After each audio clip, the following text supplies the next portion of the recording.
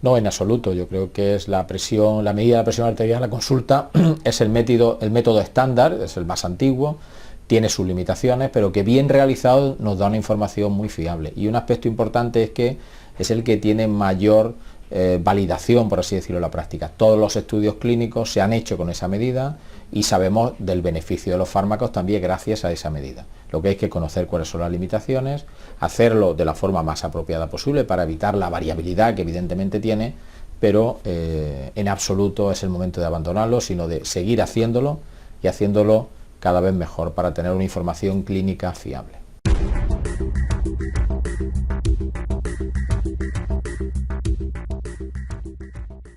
Hombre, yo creo que se ha implantado de forma razonable, pero no lo suficiente. Yo creo que es una herramienta muy útil, seleccionando bien al paciente, recomendándole cómo medirlo y sobre todo utilizando sistemas, aparatos de medición que sean validados, porque muchas veces los pacientes se toman la tensión en la muñeca con aparatos no validados y eso hay que insistir mucho.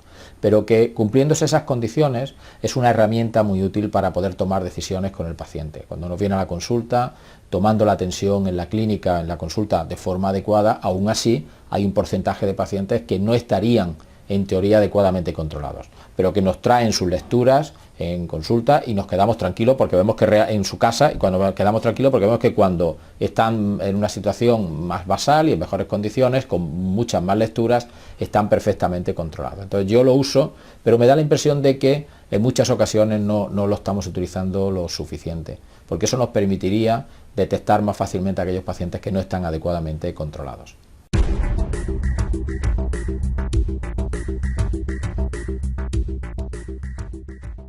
Hombre, depende de las circunstancias, ¿no? En general yo creo que no se utiliza demasiado, se utiliza razonablemente, entre otras cosas porque también hay una disponibilidad para el mapa y hay que tener pues un aparato adecuado y tal, ¿no? Entonces eso...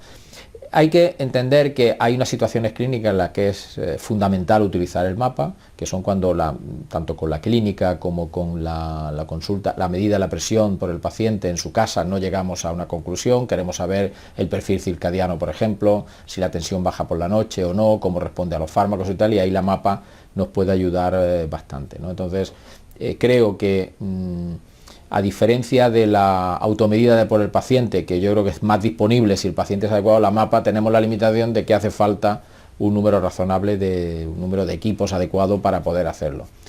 La información, como digo, es muy relevante, no está quizá suficientemente extendida, depende, como digo, del contexto, pero yo creo que la estrategia terapéutica debe ser utilizarla en aquellos casos en los que su información sea fundamental. Obviamente si la tenemos para todos los pacientes es mucho mejor que la medida en la clínica, la variabilidad es mucho menor, en los estudios, ensayos clínicos nos permite con esa variabilidad hacer el estudio con un número mucho menor de pacientes, en pacientes que queremos ver su ritmo circadiano es la única técnica que nos lo puede dar, pero en el grueso de los pacientes, tomando bien la medida de la clínica y utilizando la automedida, yo creo que puede ser suficiente.